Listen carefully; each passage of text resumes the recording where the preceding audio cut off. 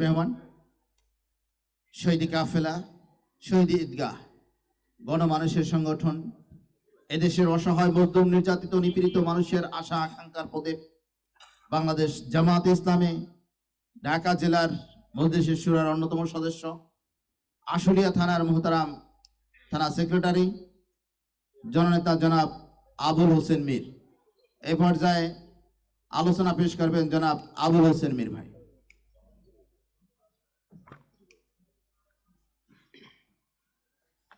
আসসালামু আলাইকুম ওয়া রাহমাতুল্লাহি ওয়া বারাকাতুহু। আউযু বিল্লাহি মিনাশ শাইতানির রাজীম। বিসমিল্লাহির রহমানির রহিম। আলহামদুলিল্লাহি রাব্বিল আলামিন ওয়াসসালাতু ওয়াসসালামু আলা রাসূলিহিল কারীম। বাংলাদেশ জামায়াতে ইসলামী ধামসোনা ইউনিয়ন কর্তৃক আয়োজিত বার্ষিক পরিকল্পনার উপরে ওরিয়েন্টেশন প্রোগ্রামে উপস্থিত আছেন অত্র প্রোগ্রামের সম্মানিত সভাপতি, অত্র ইউনিয়নের সম্মানিত আমির, ঢাকা জেলার শুরা সদস্য এবং আশুলিয়া থানার শুরা এবং কর্মপরিষদ সদস্য আমার অত্যন্ত প্রিয় ভাই মোহাম্মদ আলামিন খান ভাই, উপস্থিত রয়েছেন বিভিন্ন পর্যায়ের দায়িত্বশীল ভাইরা এবং যারা আমার সামনে রয়েছেন সবাইকে আন্তরিক মোবারকবাদ। আজকের প্রোগ্রাম আপনারা শুনেছেন যে ওরিয়েন্টেশন প্রোগ্রাম, মূলত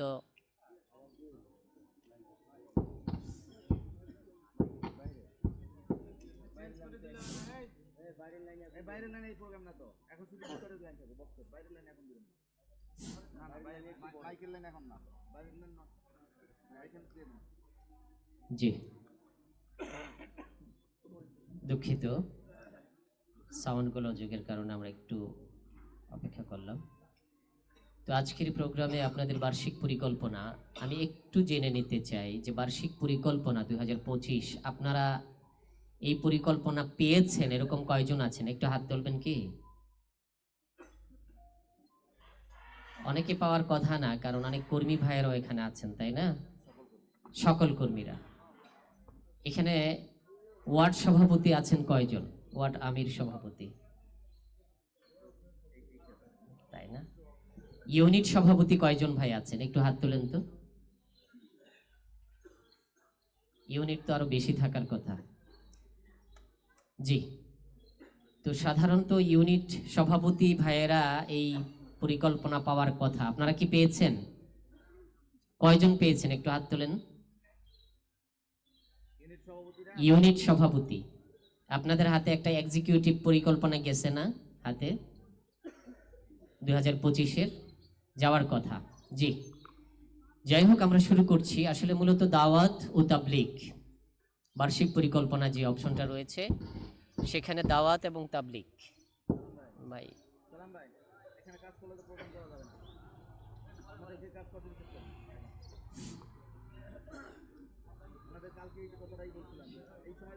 মাইকম্যান ভাই, আসলে এই অবস্থায় আপনারা একটু দূরে থাকলে ভালো হয়।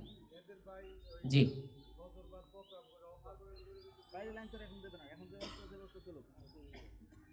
জি, তো দাওয়াত এবং তাবলীগ আমরা যদি ছোট্ট করে কিছু কথা ভুলে নেই যে আসলে দাওয়াতটা কি। দাওয়াত হচ্ছে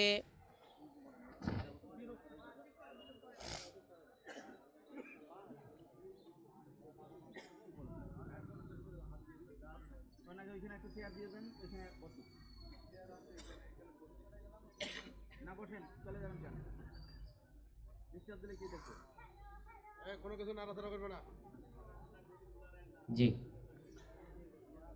দাওয়াত হচ্ছে এমন একটি প্রক্রিয়া, পৃথিবীতে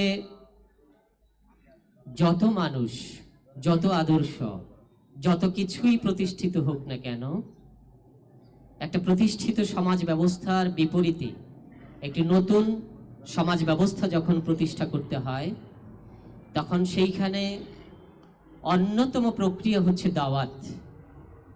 আমরা দাওয়াত বলতে শুধুমাত্র বুঝি যে ইসলামের পক্ষ থেকে ইসলামটাকে প্রচার করাটাই হচ্ছে দাওয়াত না।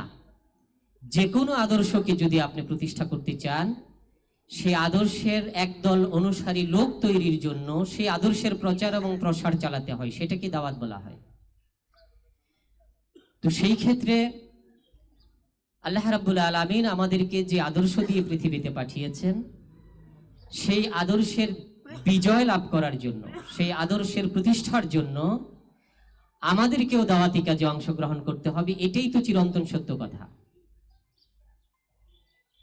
বিশেষ করে আমরা যারা আল্লাহর জমিনে আল্লাহর খেলাফত প্রতিষ্ঠিত করতে চাই, আল্লাহর দিনকে বিজয়ী আদর্শ হিসেবে প্রতিষ্ঠা করতে চাই, যেটি আমাদের একমাত্র দায়িত্ব, সেই দায়িত্ব পালনের ক্ষেত্রে সর্বপ্রথম কাজই হচ্ছে দাওয়াতি কাজ করা।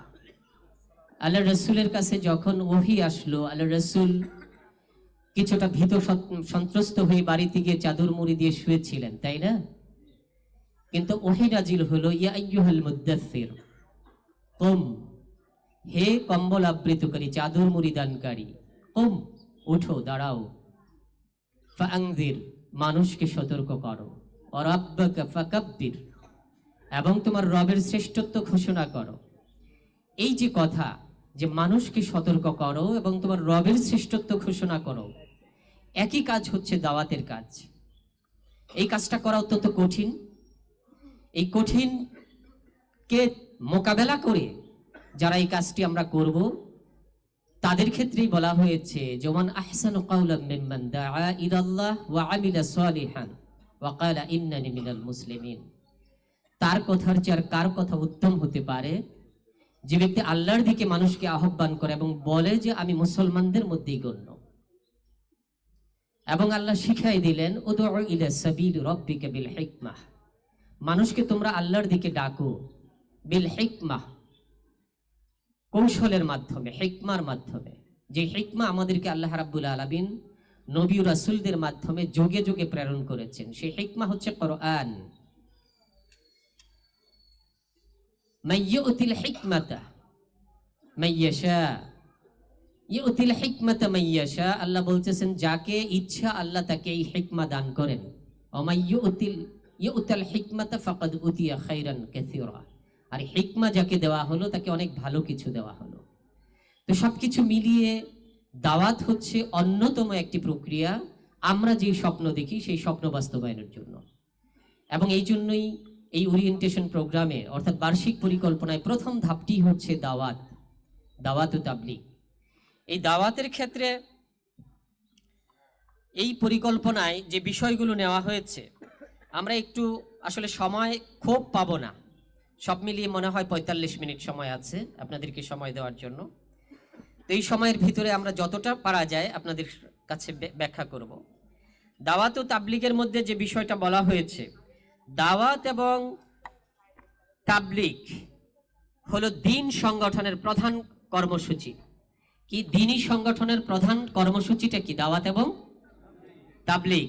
তাই সংগঠনের ভীষণ বাস্তবায়নের জন্য মানুষের চিন্তার পরিশুদ্ধির পাশাপাশি ন্যায় ও ইনসাফ ভিত্তিক সমাজ প্রতিষ্ঠার আন্দোলনকে আরো জনপ্রিয় করা প্রয়োজন। এই লক্ষ্যে সমাজের সকল ক্ষেত্রে ব্যাপক দাওয়া কার্যক্রম পরিচালনা করতে হবে। তো সেই ক্ষেত্রে সর্বপ্রথম যে বিষয়টা নির্ধারণ করা হয়েছে, জনসাধারণের মধ্যে দাওয়াত। আমরা দাওয়াতটা দিব কাদের কাছে? সাধারণ মানুষের কাছে। এদেশে আর 18 কোটি মানুষ আছে, তাই না? এই 18 কোটি মানুষই হচ্ছে আমাদের দাওয়াতের মাদউ। আমরা হচ্ছে দাঈ, আর 18 কোটি মানুষ হচ্ছে মাদউ। দাওয়াত মানে দাওয়াত যারা পাবেন তাদেরকে মাদউ বলা হয়। তো এইখানে আপনার ইউনিয়নে প্রায় 3,08,524 জন জনসংখ্যা দেখানো হয়েছে সরকারি হিসেবে, যদিও এটা অনেক বেশি। তো সেই ক্ষেত্রে আপনাকে যদি এই বছরে তার 70% মানুষের কাছে দাওয়াতের জন্য টার্গেট নির্ধারণ করা হয়, এটা কি খুব বেশি হয়ে যায়? আপনার পাশে যদি 100 জন মানুষ বসবাস করে আপনার ইউনিটে, তাহলে তার মধ্যে আপনি 70 জন মানুষকে দাওয়াত দিবেন। পারবেন না ইনশাল্লাহ? আপনারা কে কে পারবেন বলেন তো? আলহামদুলিল্লাহ। তাহলে আমাদের টার্গেট হলো আমার চারপাশে যে মানুষ আছে এর মধ্যে আমি 70% মানুষের কাছে দাওয়াত পৌঁছাবো ইনশাআল্লাহ। তো এই 70% মানুষের কাছে দাওয়াত পৌঁছানোর প্রক্রিয়া হচ্ছে অনেক রকমের প্রক্রিয়া এখানে বলা হয়েছে। তো এইখানে আমরা প্রথমত সাধারণভাবে আমরা দাওয়াতি কার্যক্রম চালাবো। একটা হচ্ছে সাংগঠনিক দাওয়াতি কার্যক্রম, একটা নির্দিষ্ট প্যাটার্নের আলোকে সাংগঠনিক সিস্টেমে দাওয়াত মানুষের কাছে পৌঁছানো। আরেকটা হচ্ছে সাধারণভাবেই আমরা দাওয়াত দিতে থাকবো, সেটাকে আমরা সাধারণ দাওয়াত বলে ধরে নেই। তো সেই জায়গায় দেখা গেছে যে আমাদেরকে কিছু মাহফিল করতে হয়, তাই না? এটা ইউনিয়নের পক্ষ থেকে মাহফিল করবেন, সেই মাহফিলে আমরা ভাইদেরকে কি করি, সকল জনগণকে ধরে ধরে মাহফিলে নিয়ে যাই না? এটাও কিন্তু একটা দাওয়াতের কার্যক্রম। আমরা দেখলাম যে ইউনিয়ন 3টি মাহফিলের জন্য সিদ্ধান্ত গ্রহণ করেছে। আমরা দোয়া করি যেন 3টি মাহফিলেই সুন্দরভাবে সম্পন্ন হয় ইনশাআল্লাহ। সভা সমাবেশ 15টার কথা বলা হয়, সেমিনার 3টা, আলোচনা সভা 12টা, এই ধরনের কাজগুলোর কথা বলা হয়েছে। তারপরে আমাদের চারপাশের যে বাড়িঘর আছে, অ্যাপার্টমেন্ট, বিল্ডিং থাকলে অ্যাপার্টমেন্ট থাকে অথবা বাড়ি থাকে, সেই বাড়িগুলোতে কি করতে হবে, দাওয়াত দেওয়ার জন্য উপযুক্ত দায়ীর মাধ্যমে তাদের কাছে দাওয়াত পৌঁছে দিতে হবে। আমরা যারা এখানে বসেছি, আমরা যদি চাই যে আমি যেই বাসায় বাস করি সেই বাসার সকলকেই আমি দাওয়াতের ব্যবস্থা করব, পারবো না ইনশাআল্লাহ? খুব সহজ ব্যাপার, কিন্তু সিদ্ধান্ত গ্রহণ করতে পারলে এটা সম্ভব। তারপরে স্থানীয়ভাবে বাজার, চায়ের স্টল, আমরা যে চারপাশে যে বাজার, চায়ের স্টল আছে সেগুলোতেও আমরা দাওয়াতের ব্যবস্থা করব। কিভাবে করব? ধরেন একটা দোকানে, চায়ের দোকানে একটা টেলিভিশন দেওয়া আছে, আছে না? তো আমি যদি চাই, আমার যদি ইচ্ছা শক্তি থাকে, সিদ্ধান্ত গ্রহণ করি, তাহলে ওই চায়ের স্টলে ওই ভিডিও গান বাজনার পরিবর্তে কিন্তু আমি একটা ওয়াজ ঢুকাই দিতে পারি, পারি কিনা? তাদের প্রবলেমটা হচ্ছে তাদের চাহিদা আছে ভালো কিছু চালানোর, আমি দেখেছি, কিন্তু সেই চাহিদা পূরণের জন্য কোনো উপাদান তাদের কাছে নেই। কালকে একটা প্রোগ্রামে গিয়েছি, সেই প্রোগ্রামটা বালিশ খেলা চলছিল, গান বাজায় না বালিশ খেলায়, তো বলা হলো যে ইসলামী গান কেন দিচ্ছেন না? বলছে যে ইসলামী গান তো আমাদের কাছে নাই, থাকলে তো ওটাই দিতাম। তা আমাদের কাজ হচ্ছে এই কাজটা করা, অর্থাৎ রিসোর্স হিসেবে কাজ করা। এই যে চায়ের দোকান, হাট বাজারে অনেক কিছু চলে, মানুষের নৈতিকভাবে তার হাইসিয়ত হচ্ছে আমি ভালো কিছু চালাই, কিন্তু তাদের হাতে আমাদের এই সংস্কৃতি ভালো কিছু দিতে পারে নাই বিধায় তারা এই উপকরণগুলো পায় না। আমরা যারা দায়ী, আমরা যারা ইসলামী আন্দোলনের কাজ করে যাচ্ছি, এই দাওয়াতের ক্ষেত্রে আমাদের একটা টার্গেট থাকতে হবে যে আমরা হয়তো একটা পেন ড্রাইভের ব্যবস্থা করব, বা একটা সোর্স আমরা তৈরি করে দিব, বা তাদেরকে শিখাই দিব যে আপনি এই জিনিসটা চালান, তাহলে আপনারও সওয়াব হবে, সমাজটাও সুন্দর উপকৃত হবে, মানুষগুলো ভালো হবে। তাহলে দেখবেন তারা কি করবে, চালাবে কিনা। এই কাজটা যদি আমরা চিন্তা করি তাহলেই একটা বিপ্লব সাধন করা সম্ভব। তারপরে হচ্ছে বই পুস্তক বিলি করা, এটা আপনারা জানেন। আমরা এই কাজগুলো যদি করি, এই কাজগুলোর মাধ্যমে সাধারণভাবে মানুষের কাছে দাওয়াত পৌঁছে দেওয়া সম্ভব। অনলাইনেও কাজ করা দরকার আমাদের সাধারণভাবে দাওয়াত পৌঁছানোর জন্য, কি বলেন? আমাদের হাতে অ্যান্ড্রয়েড সেট আছে, মোবাইল আছে, কিন্তু যথাযথভাবে সবাই আমরা ব্যবহার করি না। আমাদের ধামসোনা ইউনিয়নে প্রচুর জনশক্তি, সেই সকল জনশক্তির অধিকাংশের কাছে আমরা অ্যান্ড্রয়েড সেট দেখতে পাই, অথচ এই অ্যান্ড্রয়েড সেটটাকে যদি আমরা দাওয়াতের কাজে ব্যবহার করি তাহলে বিশাল বিপ্লব সাধন হয়ে যেতে পারে। এখন মানুষ অনলাইন ভিত্তিক এঙ্গেজ হয়ে গেছে, তো এটাকে আমরা ব্যবহার করব ইনশাআল্লাহ। দেখা যায় যে প্রতি মাসে আমাদেরকে হিসাব দিতে হয়, আপনারা উপযুক্ত তথ্য প্রযুক্তির ক্ষেত্রে উপযুক্ত জনশক্তি কেমন আছে, সংখ্যা খুব বেশি দিতে পারি না আমরা, অথচ আমাদের হাতে কিন্তু মোবাইল আছে। তো এগুলো আমরা যদি করি তাহলে এই জগৎটাও আমাদের নিয়ন্ত্রণে চলে আসবে, অনলাইন জগৎটাও আমাদের নিয়ন্ত্রণে চলে আসবে। তারপরে আসেন সাংগঠনিক সিস্টেমে আমরা কিছু দাওয়াতি কাজ করি, সেটি হচ্ছে নিয়মিত গ্রুপ ভিত্তিক দাওয়াতি কাজ। করেন কিনা আপনারা? সবাই তো করেন। প্রত্যেকটা ইউনিট মাসে কমপক্ষে একটি গ্রুপ ভিত্তিক দাওয়াতি কাজ আমরা করি। তো একটা গ্রুপ যদি আমরা দাওয়াতি কাজে বের হয়ে মিনিমাম 20 জনকে টার্গেট নেই যে আজকে আমরা বের হব, 20 জন ভাইকে দাওয়াত না দিয়ে ঘরে ফিরবো না, এটা কি খুব কঠিন কাজ? আচ্ছা ধরেন আপনি আপনার ইউনিট নিয়ে বের হলেন, 20 জন ভাইকে দাওয়াত দিলেন, আপনার বছরে চিন্তা করে দেখবেন যে 240 জনকে শুধু গ্রুপ দাওয়াতি কাজের মাধ্যমেই কি করা হচ্ছে। এই সংখ্যাটা আমি কম বললাম, এটা আরো অনেক অনেক অনেক বেশি করা যায়। এই অনুকূল পরিস্থিতিতে করা যায় না? সিদ্ধান্ত আমাদের, যদি সিদ্ধান্ত গ্রহণ করতে পারি আমরা ভালো রেজাল্ট নিয়ে আসতে পারবো। তো এই গ্রুপ ভিত্তিক দাওয়াতি কাজ করার সময় আমাদের যে জিনিসটা খেয়াল রাখতে হবে, আমাদের প্রচুর কি থাকতে হবে, পরিচিতি থাকতে হবে, সহযোগী ফর্ম থাকতে হবে, দাওয়াতি বই থাকতে হবে। এই জিনিসগুলো আমাদের হাতে থাকে কম। এই জিনিসগুলো যদি আমাদের প্রত্যেকের হাতে থাকে, আমরা দাওয়াতি কাজ করতে গিয়ে পরিচিতি বিলি করব এবং সহযোগী বৃদ্ধি করব, একটু সময় দিয়ে সহযোগী বানাবো এবং কিছু দাওয়াতি বই, ছোট ছোট দাওয়াতি বইগুলো আমরা বিলি করব। দাওয়াতি বই বিলির পরিমাণটা অনেক অনেক কমে গেছে, এটা কি বৃদ্ধি করার প্রয়োজন? পারবো তো ইনশাআল্লাহ? তারপরে আসেন দেখেন ব্যক্তিগত এবং টার্গেট ভিত্তিক দাওয়াত। মানে আমরা প্রত্যেকজন ব্যক্তির কিছু দাওয়াতি কাজ আছে, আছে না? আমরা সবাই তো এখানে ব্যক্তিগত রিপোর্ট রাখি। ব্যক্তিগত রিপোর্ট রাখি না এরকম একজন এখানে নাই। তো সেই ক্ষেত্রে আমাদেরকে বলা হলো যে একজন রুকন প্রতি মাসে 6 জনের কাছে দাওয়াত দিবেন ব্যক্তিগত টার্গেটে। ব্যক্তিগত টার্গেট আর সাধারণ দাওয়াত দুইটা দুই রকমের। ব্যক্তিগত টার্গেটের সাথে আপনার ব্যক্তিগত রিপোর্টের সম্পর্ক আছে।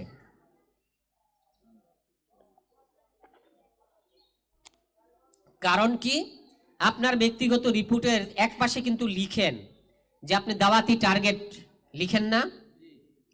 তো ব্যক্তিগত টার্গেটের দাওয়াতটা হচ্ছে ওই যে লিখছেন তাদের মধ্যে দাওয়াত। সুনির্দিষ্ট ব্যক্তি নির্ধারণ করে, টার্গেট নির্ধারণ করে, পরিকল্পনা করে আপনি যে দাওয়াত দিচ্ছেন সেটি হচ্ছে ব্যক্তিগত টার্গেটের দাওয়াত। আমভাবে দাওয়াত আর ব্যক্তিগত টার্গেটের মধ্যে পার্থক্য আছে। সেই ক্ষেত্রে বলা হয়েছে একজন রুকন প্রতি মাসে 6 জনকে দাওয়াত দিবেন। একজন কর্মী প্রতি মাসে কয়জনকে দাওয়াত দিবেন? 4 জনকে দাওয়াত দিবেন, কমপক্ষে 4 জন। একজন সহযোগী দাওয়াত দিবেন, কমপক্ষে 3 জন ভাইকে দাওয়াত দিবেন। তো আপনার এই ইউনিয়নে 106 জন রুকন আছে, তারা যদি প্রতি মাসে 6 জন করে দাওয়াত দেন তাহলে 606 জনের কাছে দাওয়াত পৌঁছায়। কি বলেন? 606 জন মানুষ দাওয়াত পাচ্ছে। কর্মী হচ্ছে আপনার 1384 জন, এই ইউনিয়নের কথা বলি। তো 1384 জন কর্মী যদি 4 জনকে করে দাওয়াত দেন প্রতি মাসে তাহলে 5536 জনের কাছে দাওয়াত পৌঁছায়। আপনার সহযোগী আছে 26,000 ভাই যদি 3 জন ভাইকে প্রতি মাসে দাওয়াত দেন তাহলে 78,000 লোকের কাছে দাওয়াত পৌঁছায়। একটা হিউজ সংখ্যা না? তো এই হিউজ সংখ্যা আমি যদি 26,000 সহযোগীর মধ্যে তার 50% বাদ দেই, 13,000ও ধরি, তারপরেও তো 78,000-এর অর্ধেকে আসে। কি বলেন? তো দেখা যায় এক মাসে আমরা যদি দাওয়াত দিতে পারি প্রায় 42,000 মানুষের কাছে প্রতি মাসে আমার দাওয়াত পৌঁছানোর সুযোগ থাকে। এই দাওয়াত সারা বছর যদি আমি কন্টিনিউ করতে পারি তাহলে প্রায় 5 লক্ষ মানুষের কাছে দাওয়াত পৌঁছায়।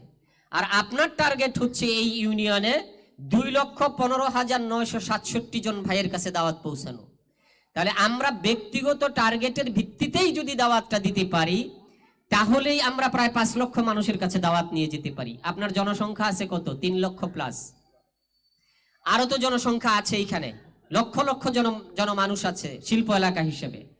তাহলে শুধুমাত্র প্রিয় ভাইয়েরা আমরা যদি ব্যক্তিগত টার্গেট নিয়ে আমাদের ব্যক্তিগত টার্গেটটা ফিল আপ করতে পারি তাহলে এই দাওয়াতের যে জোয়ার তৈরি হবে ময়দানে, সেই জোয়ারে সকল আদর্শিক যে মতবাদ রয়েছে, দল রয়েছে, সবাই কচুরিপানার মতো ভেসে যাবে। যাবে কিনা?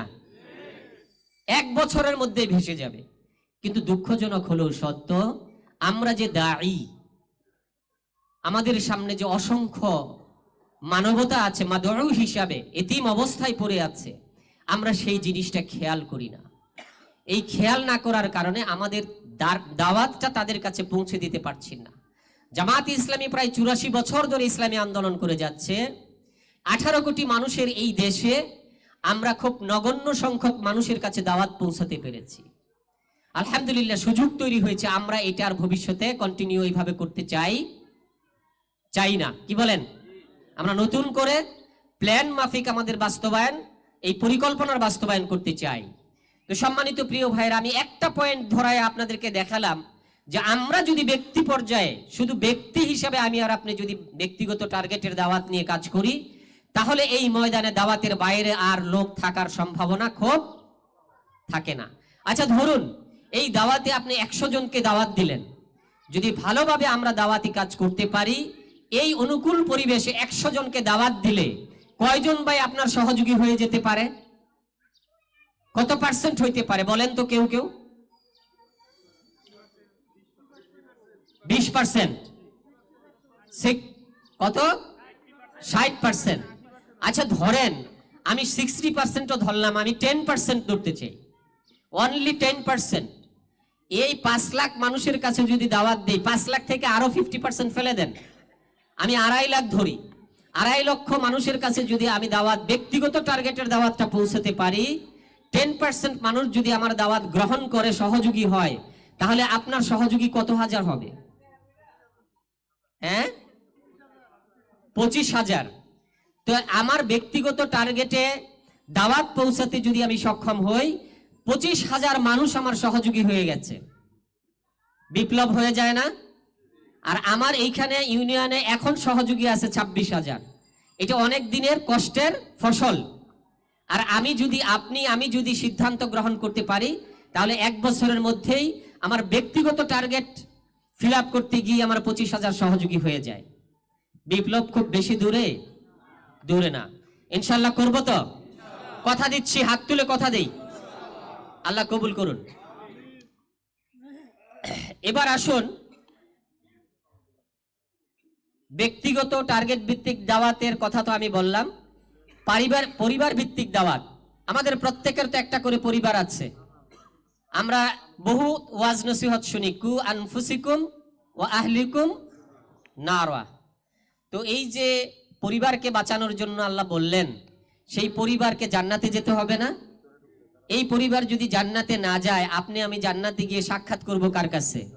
আল্লাহ তো বলছেন ওয়ায়ানকালিবু ইলা আহলিহি মাসরুরা। আপনি যখন জান্নাত পাবেন, বলবে আল্লাহ, যাও এবার তোমার পরিবারের সাথে জান্নাতে গিয়ে সাক্ষাৎ করো। আর পরিবার যদি জান্নাতে না যায়, সাক্ষাৎটা কার সাথে হবে? একটু কঠিন হিসাব না সম্মানিত প্রিয় ভাইরা? এই জন্য আমাদের প্রত্যেকটা পরিবার হতে হবে কি, ইসলামী আন্দোলনের দুর্জয় ঘাঁটিতে পরিণত হবে। আপনার পরিবারের মধ্যে কারা আছে? প্রথমত আপনার স্ত্রী, আপনার সন্তান, আপনার পিতা, আপনার মাতা, আপনার ভাই, আপনার বোন এবং নিকটাত্মীয় অনেক সময় পরিবারের কি অংশতে পরিণত হয়। তাদের কাছে দাওয়াত পৌঁছানোর জন্য আপনার আমার সুনির্দিষ্ট পরিকল্পনা থাকতে হবে। আপনার ভাইটা ধরেন আওয়ামী লীগ করুক, সে তো আপনার কাছে থাকে, আপনি সবচেয়ে বড় দায়ী তার জন্য, তাকে জান্নাতের পথে নেওয়ার জন্য।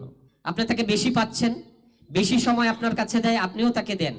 দীর্ঘমেয়াদী পরিকল্পনা বাস্তবায়ন করার মধ্য দিয়ে হলেও তাকে আপনি জান্নাতমুখী করতে হবে, ইসলামী আন্দোলনমুখী করতে হবে।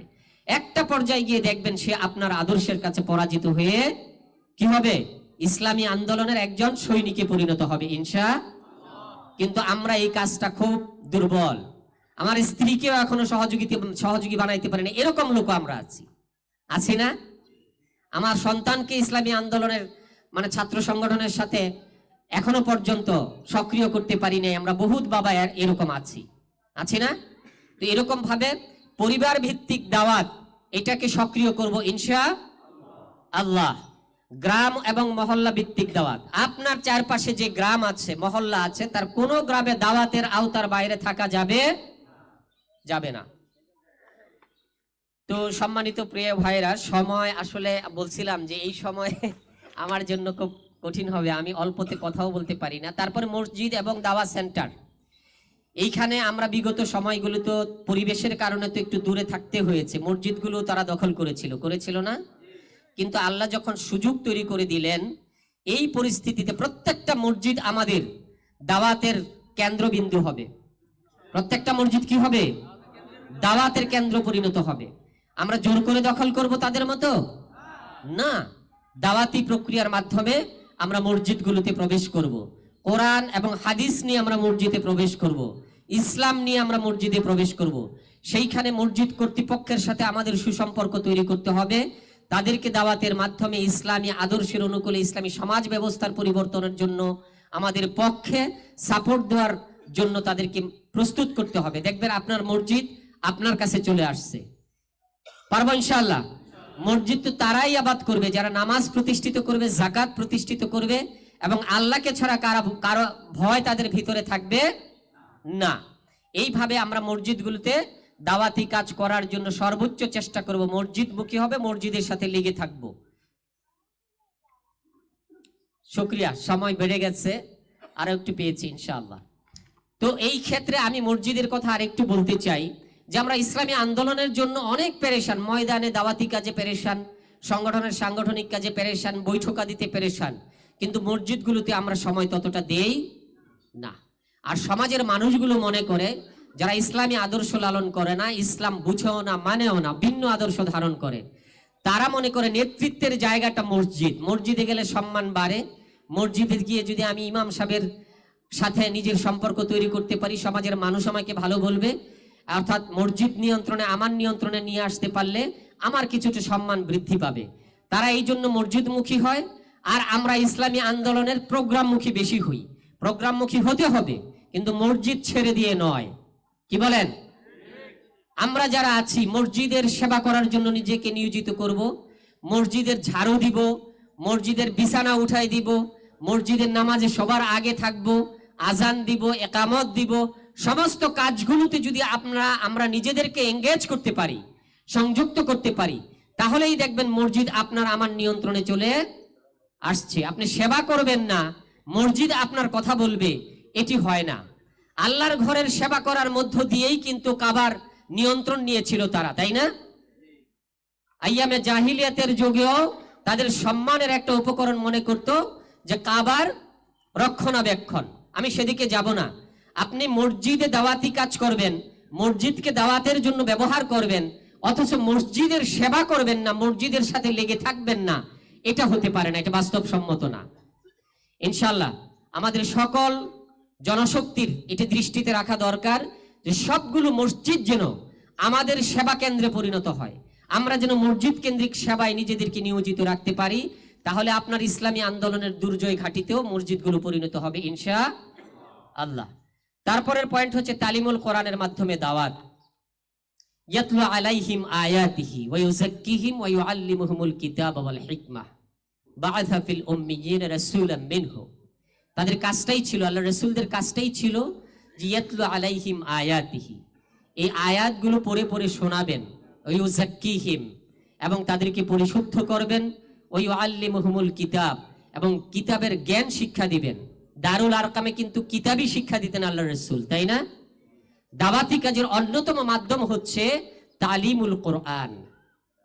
আমরা তালিমুল কোরআনে খুব গুরুত্ব কম দেই। আমাদের থানা আমির সবসময় কথার গুরুত্ব দিয়ে থাকেন যে তালিমুল কোরআনের গুরুত্ব দিতে হবে।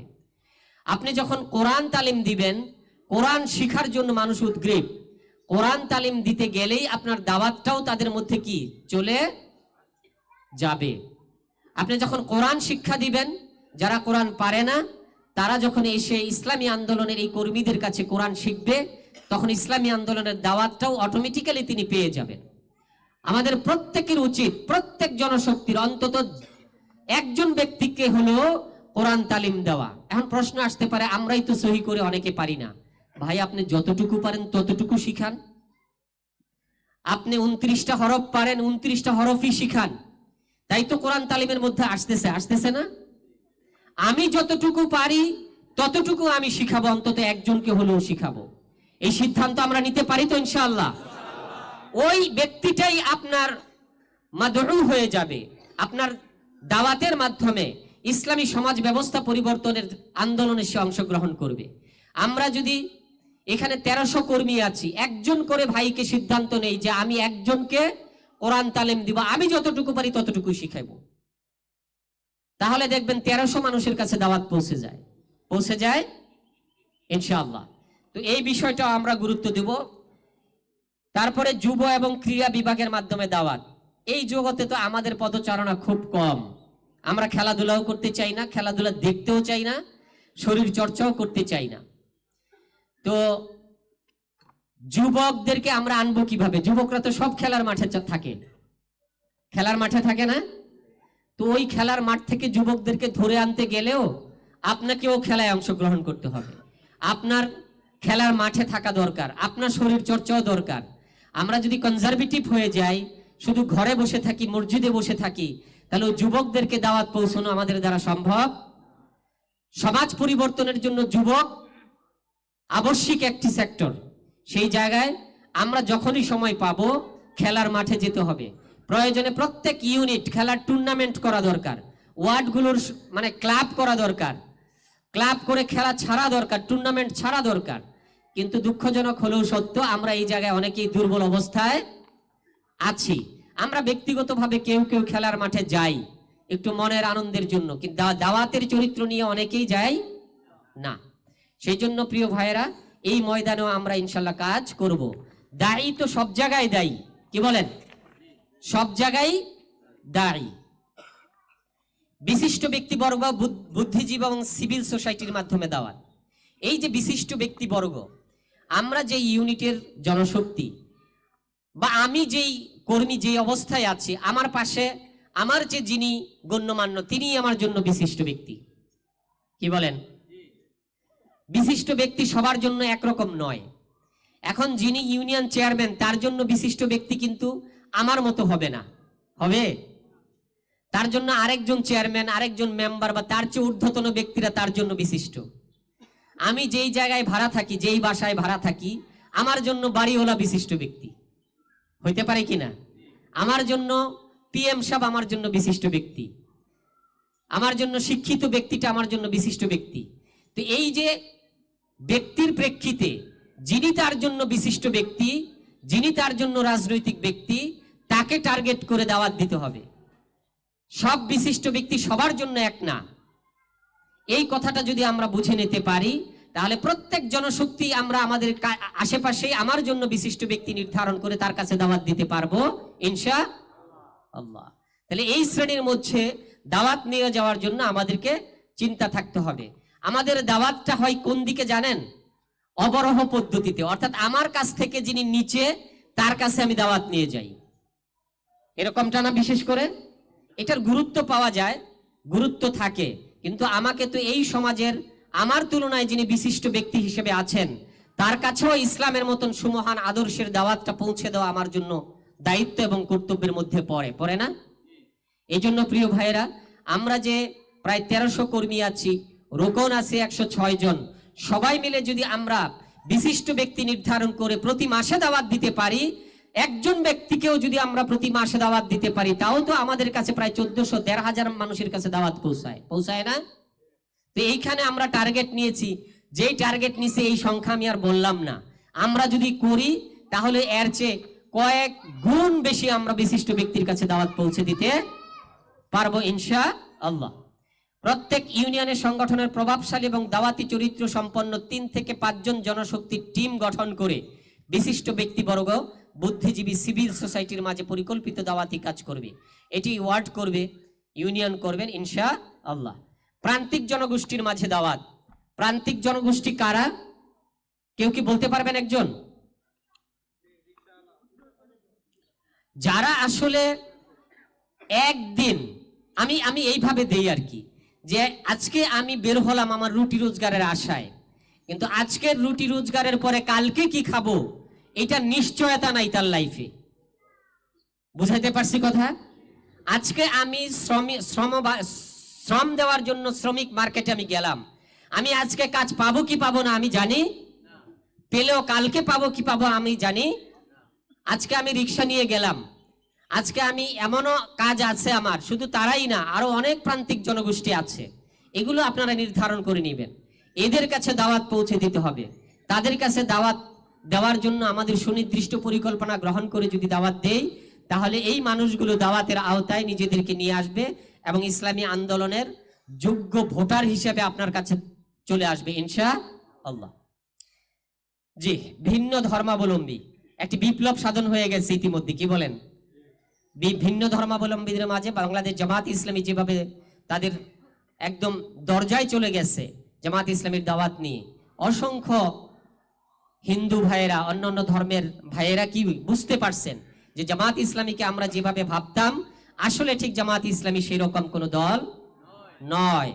এদেশে যদি ইসলামী রাষ্ট্র কায়েম হয় তাহলে আমাদের উপরে মানুষ হিসাবে ইনসাফ করা হবে একমাত্র জামাত ইসলামীর মাধ্যমেই। সেই জন্য আমাদের চারপাশে যারা ভিন্ন ধর্মাবলম্বী ভাই আছেন তাদেরকে মানুষ হিসাবে গণ্য করে, মানুষের মর্যাদায় সিক্ত করে তাদের কাছে চলে যেতে হবে যে তোমাদেরকে আল্লাহ রাব্বুল আলামিন সম্মানিত করেছেন মানুষ হিসাবে, আর আমাদেরকেও সৃষ্টি করেছেন উখরিজাত লিন-নাস, মানুষের কল্যাণের জন্য।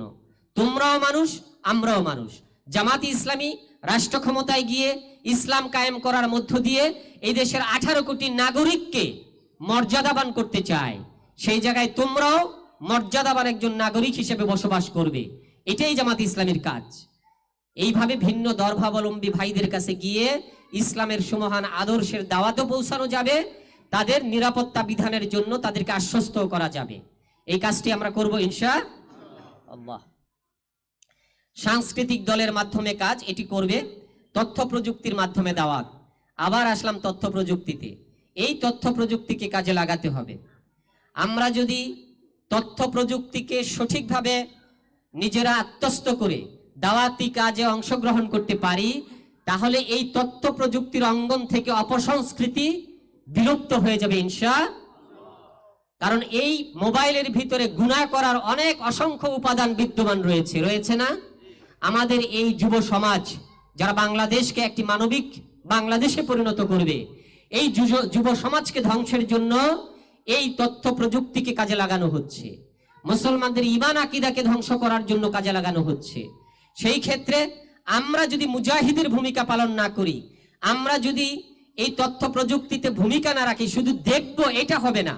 আপনি দেখার মধ্যে ফায়দার চেয়ে বেশি ফায়দা হচ্ছে আপনি এটাকে ব্যবহার করে একটা কোরআনের আয়াত প্রচার করেন, একটা হাদিস লিখে দিয়ে দেন, একটা ব্যানার তৈরি করে দেন, ইসলামের পক্ষে দুটো কথা লেখেন। যত কন্টেন্ট এই তথ্য প্রযুক্তির ভিতরে ঢুকবে, এগুলোতে যখন আপনার আমার দ্বারা তৈরিকৃত কন্টেন্ট যখন বেশি হয়ে যাবে, তখন অপসংস্কৃতিতে যেই কন্টেন্টগুলো তৈরি হয় সেগুলো পরাজিত হয়ে যাবে। আমার আপনার দাওয়াতি কার্যক্রমগুলোই তাদের সামনে ভেসে উঠবে। যদি এটি আমরা পারি তাহলেই আমাদের ইসলামী আন্দোলনের মাঠ তৈরিতে তথ্য প্রযুক্তি কাজে লাগবে দাওয়াতের উপকরণ হিসাবে। এইখানে আমাদেরকে ভূমিকা রাখতে হবে। দেখবেন মোবাইল খুললেই দেখা যায় একটা অন্যরকম জিনিস চলে আসছে। কেন আসছে? আপনার আমার তৈরিকৃত কন্টেন্টের সংখ্যা কম। আমি তৈরি করি না, খালি দেখি। কিন্তু এখন থেকে কি করতে হবে? তৈরি করতে হবে এবং সেটা শেয়ার করতে হবে, দিতে হবে, বা তৈরিকৃত উপাদানগুলো বেশি বেশি শেয়ার করতে হবে। তো এই কাজগুলো আমরা ইনশাল্লাহ করব। তো প্রকাশনা বিভাগের কাজ, এর মাধ্যমে এই যে আমি বললাম যে দাওয়াতি কাজের এই যে অসংখ্য মাধ্যম, এই মাধ্যমগুলোর মাধ্যমে যদি আমরা দাওয়াতকে সম্প্রসারণ করি, দাওয়াতকে এদেশের 18 কোটি মানুষের মধ্যে পৌঁছে দেওয়ার জন্য সিদ্ধান্ত গ্রহণ করতে পারি, এবং দায়ীদের যে মর্যাদা আল্লাহ রাব্বুল আলামিন দিয়েছেন, যে আমি আবারও বলছি ওমান আহসানু কাওলাম মিম্মান দাআ ইলাল্লাহ, যে আল্লাহর দিকে যারা ডাকে তার কথার চেয়ে আর কার কথা উত্তম হতে পারে। তার মানে হচ্ছে পৃথিবীতে সকল কথার চেয়ে উত্তম কথা হচ্ছে দ্বীনের দিকে মানুষকে ডাকা, খেলাফতের দিকে মানুষকে ডাকা। জমিন হচ্ছে আল্লাহর, হুকুম থাকবে আল্লাহর, এই আহ্বান মানুষকে করা। জমিন হচ্ছে আল্লাহর, খেলাফত চলবে আল্লাহর, এই কথার দিকে মানুষকে আহ্বান করাটাই হচ্ছে সবচেয়ে উত্তম আহ্বান, সবচেয়ে উত্তম কথা। তো এই কাজটা আমরা সবাই মিলে যদি সিদ্ধান্ত গ্রহণ করতে পারি যে 2025 সাল হবে আমাদের দাওয়াতি বছর, এই দাওয়াতের মাধ্যমে আমরা ময়দানকে আমাদের অনুকূলে জনমত তৈরি করে এদেশে ইসলামী আন্দোলনের বিপ্লব সাধন করব ইনশাআল্লাহ।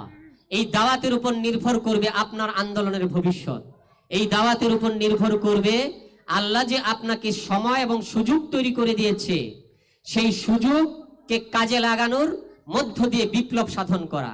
আল্লাহ বলছেন যদি তারপরেও তোমরা বের না হও, আমি অনেক জায়গায় এই কথাটা বলি যে আল্লাহ বদরের যুদ্ধের পর সময় দিয়েছেন, হুনাইনের যুদ্ধের পরে সময় দিয়েছেন, দিয়ে বলেছেন ইনফিরু খিফাফাও ওয়া সিকালাও, তোমরা হালকা এবং ভারী যাই আছে তোমরা বেরিয়ে যাও ময়দানে, ওয়াজাহিদু বিআমওয়ালিকুম ওয়া আনফুসিকুম, এবং তোমাদের স্বপ্নকে বাস্তবায়ন করার জন্য জিহাদ করো, প্রাণান্তকর প্রচেষ্টা চালিয়ে যাও তোমাদের সম্পদ এবং জীবন দিয়ে।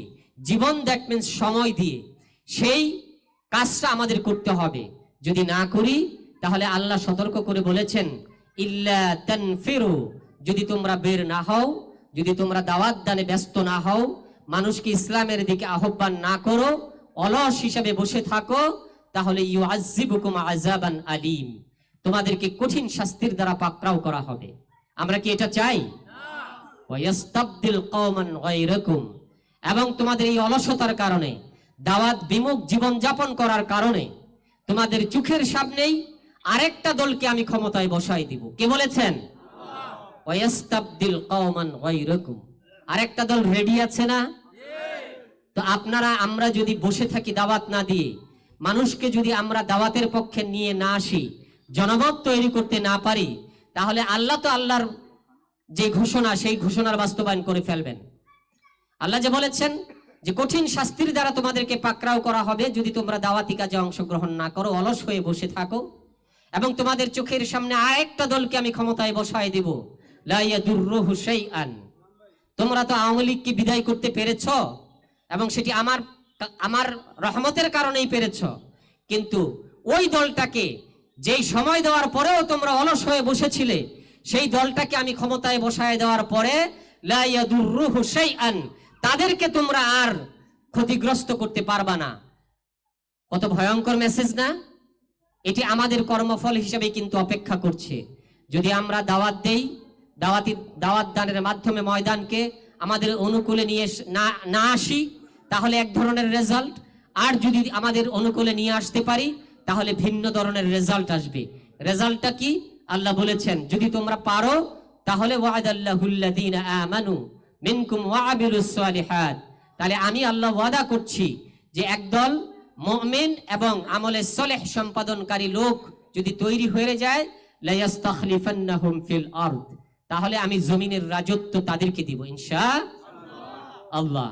তাহলে আমরা এই রেজাল্ট চাই না অলসতার কারণে আরেকটা দল ক্ষমতায় আসুক সেইটা চাই? কোনটা চাই প্রিয় ভাইরা? আমরা পজিটিভ রেজাল্ট চাই ইনশাআল্লাহ। আল্লাহ রাব্বুল আলামিন আমাদেরকে তৌফিক দান করুন। আজকে 2025 সালের জন্য ধামসোনা ইউনিয়ন যে পরিকল্পনা, দাওয়াতের পরিকল্পনা আপনাদের হাতে তুলে দিয়েছে, সেই দাওয়াতি পরিকল্পনা আমাদের মাধ্যমেই বাস্তবায়ন করতে হবে। আমরা যদি পারি, আজকে যদি সিদ্ধান্ত গ্রহণ করে নেই যে আজকে থেকে আমরা দাওয়াতি কাজে অংশগ্রহণ করব ঠিক পরিকল্পনার আলোকে, তাহলে আগামী 6 মাসের ভেতরে দেখবেন বাংলাদেশ হবে আপনাদের বাংলাদেশ ইনশাআল্লাহ। এই প্রত্যাশা ব্যক্ত করেই আমি আমার কথা শেষ করছি। আসসালামু আলাইকুম ওয়া রাহমাতুল্লাহি ওয়া বারাকাতুহু।